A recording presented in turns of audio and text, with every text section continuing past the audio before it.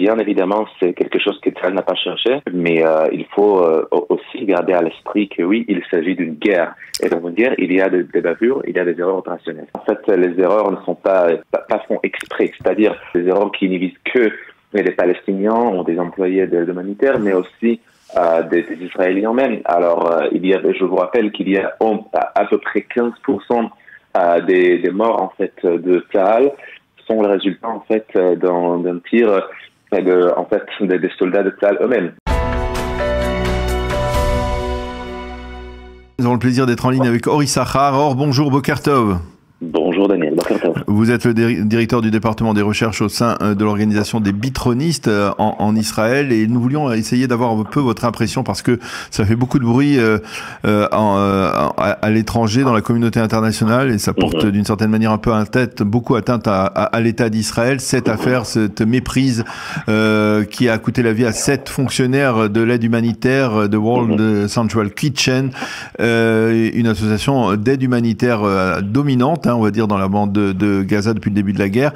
Le chef d'état-major a reconnu les erreurs, cette erreur, une méprise de la part de Tsahal, le premier ministre aussi, le président de l'État s'est excusé auprès du fondateur de l'association. Comment on peut expliquer ce genre de situation? Bon, d'abord, ça nous démontre qu'il n'y a pas de famine à la bande de Gaza.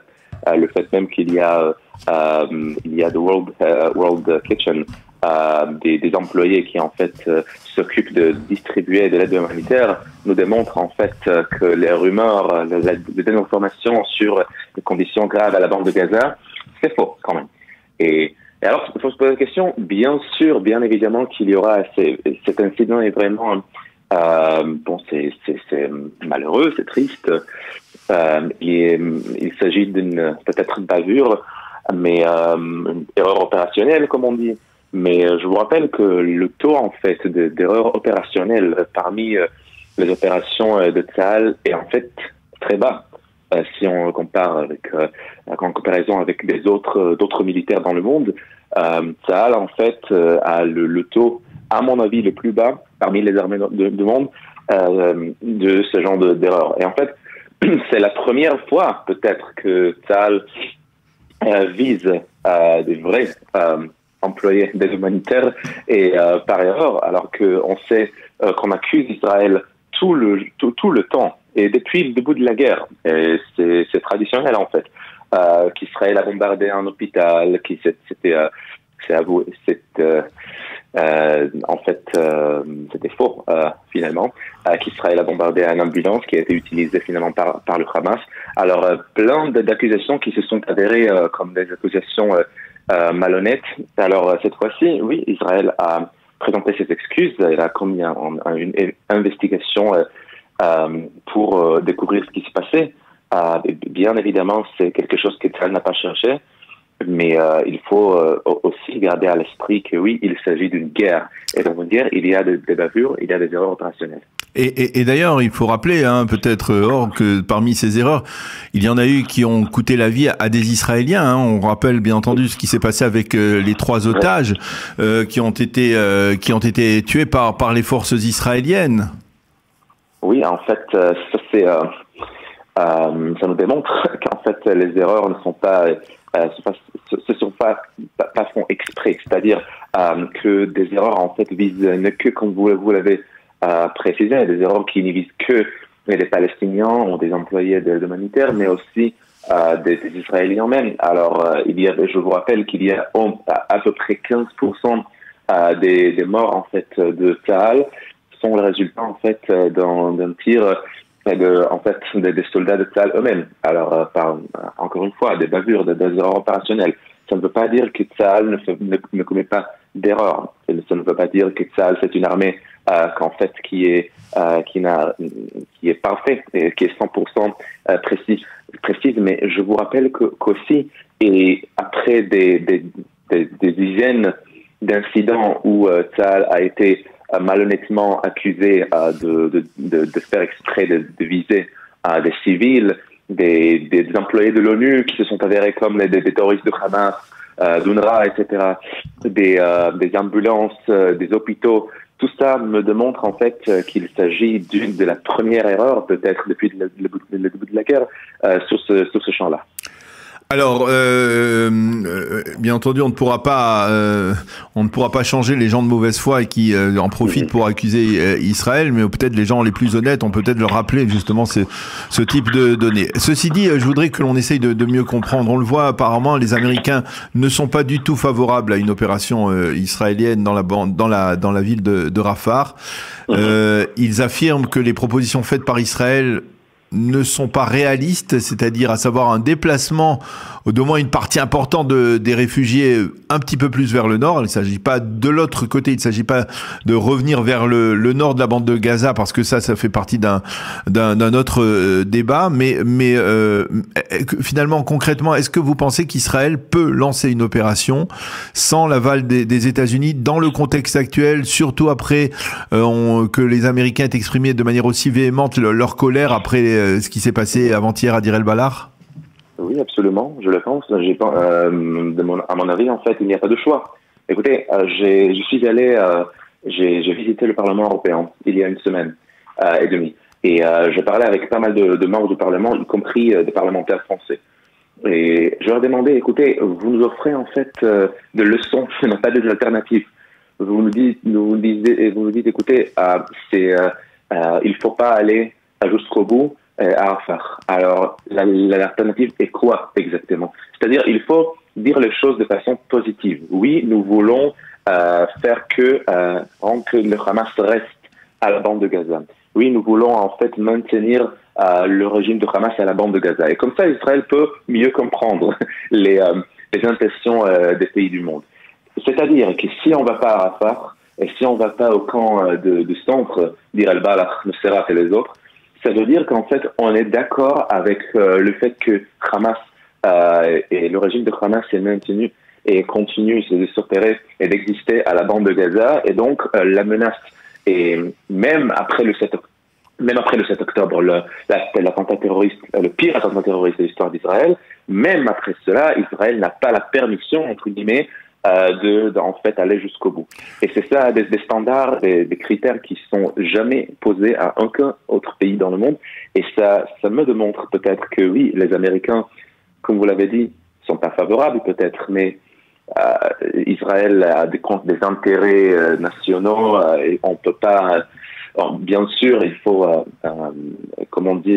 il faut agir en coopération avec les Américains, c'est vital, mais il faut aussi garder à l'esprit les intérêts vitaux de l'État d'Israël. Alors, vous ne pensez pas que, quelque part, il y a eu une erreur, une temporisation, on va dire, trop importante de la part de l'armée israélienne, de la part de l'échelon politique, qui n'a pas donné des ordres peut-être assez rapidement concernant Rafah? On aurait pu peut-être être déjà à la fin de l'opération de Rafah si on avait continué dans la lancée de Khan Younes. Ça n'a pas été une erreur de temporiser? À mon avis, oui. Je pense que, en fait, si on regarde la réalité, il fallait entrer dans Rafah il y a 3 mois, à mon avis.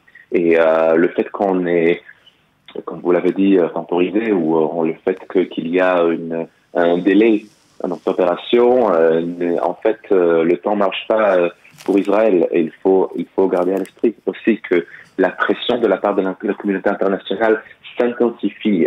Alors le temps en fait marche contre Israël. Il faut, à mon avis, en fait lancer l'opération à Rafah, et vaut mieux tôt que tard. Et en fait, si on regarde juste ce point-là, que Israël, à mon avis, c'est le seul pays dans le monde qui en fait a un montre au-dessus de sa tête. C'est-à-dire les Américains en Afghanistan, 20 ans de guerre, en Irak, les Français, l'opération Barkhane, etc. J'ai jamais vu un autre pays à qui on pose en fait quelle montre au-dessus de sa tête. Et c'est en fait un peu malhonnête, il faut le dire, parce que Israël en fait c'est le pays le plus menacé dans le monde, et c'est aussi le seul pays dont la communauté internationale compte les minutes et en fait pose des conditions et des leçons. Ça c'est grave, mais c'est ça la réalité. C'est le seul pays juif dans le monde et il faut reconnaître ce fait-là. Alors, je voudrais qu'on se déplace vers le nord parce qu'on voit que la frontière nord également, elle est extrêmement instable, pour ne pas dire plus. Est-ce que vous pensez que l'élimination du général Zahadi, l'un des chefs des brigades Al-Quds, des gardiens de la Révolution, va embraser la région, peut embraser la région? Écoutez, je n'aurais pas dit que les Iraniens, en fait, vont risquer la ceinture de feu, la ceinture de feu, en fait. Le réseau de leviers qu'ils se sont construits et établis autour d'Israël depuis des décennies pour un général. Okay, c'est peut-être que j'ai tort, mais c'est possible. Mais en fait, quand je regarde les intérêts vitaux, on avait parlé tout à l'heure des intérêts vitaux de l'État d'Israël. Si je regarde les intérêts nationaux en fait de l'Iran, je regarde en fait de se doter de l'arme atomique. Je vois par exemple de continuer de construire ce genre de réseau de levier autour d'Israël, Hezbollah, le Hamas, les Houthis et les milices en Irak, en Syrie, etc. Et tout cela ne vaut pas le coup de risquer pour un général ou même six officiers. Par contre, moi j'aurais regardé si j'étais le Mossad ou l'État d'Israël, moi j'aurais mis un coup d'œil sur ce qui se passe à l'étranger, en fait, des attentats terroristes partout dans le monde, surtout en Europe, en Amérique du Nord, en Asie du Sud, etc. Tout cela, c'est la méthode classique, entre guillemets, de réaction de la part de l'Iran. Comme le chef de Mossad l'a appelé, c'est la République terroriste de l'Iran. C'est, à mon avis, c'est quasiment le seul pays dans le monde qui, en fait, est en train d'opérer tout un réseau de terrorisme pour tuer des gens innocents, que ce soit des Israéliens, des Juifs et, en fait, nos frères les Goïms. Donc, tout cela, en fait, est inacceptable. Et ça, mais oui, je pense qu'Israël doit absolument être vigilant. Mais à mon avis, je le dis avec prudence, on ne verra pas une escalade. Non. Alors un dernier mot, Or, à propos d'un événement dont on ne parle pas, et on devrait d'une certaine manière se satisfaire du fait qu'on n'en parle pas, c'est le Ramadan. Il est en train peu à peu de se terminer, on approche de la fin du mois de Ramadan, et on peut dire que jusqu'à présent, eh bien, ça s'est passé dans un calme relatif, on va dire, au moins à Jérusalem. Comment vous expliquez cela ? Oui, malheureusement pour les médias, hein, Daniel, vous le savez très bien comme un journaliste. Non, moi je ne peux ne pas être satisfait, mais on a suffisamment d'autres dossiers malheureusement.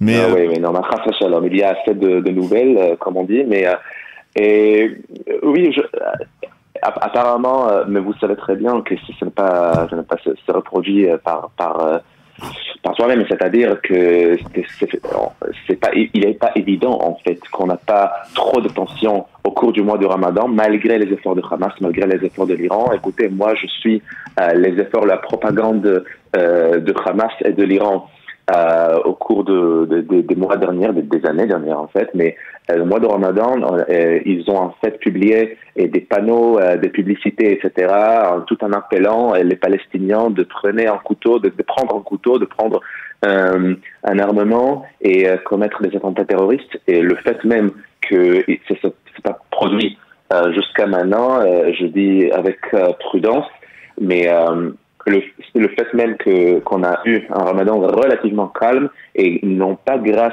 à la bonne volonté des Palestiniens, mais à l'activité en fait sans cesse de la police israélienne en fait, de Magav, la police et les autres forces de sécurité, le Shin Bet qui en fait tous les jours arrêtent et sont en train d'arrêter et d'éliminer des terroristes à la Judée et Samarie.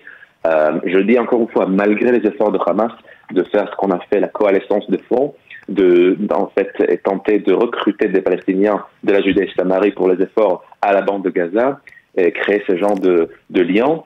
Alors, il faut toujours faire preuve de vigilance et continuer de dessouler ces efforts par Hamas. Mais jusqu'à ce moment-là, la police, Shin Bet et les autres forces de sécurité font un très bon travail. Eh bien, Or Issachar, merci beaucoup de nous avoir permis ce panorama sécuritaire important aujourd'hui. Merci d'avoir été avec nous ce matin. Bonne continuation et à bientôt. Bonne continuation et bon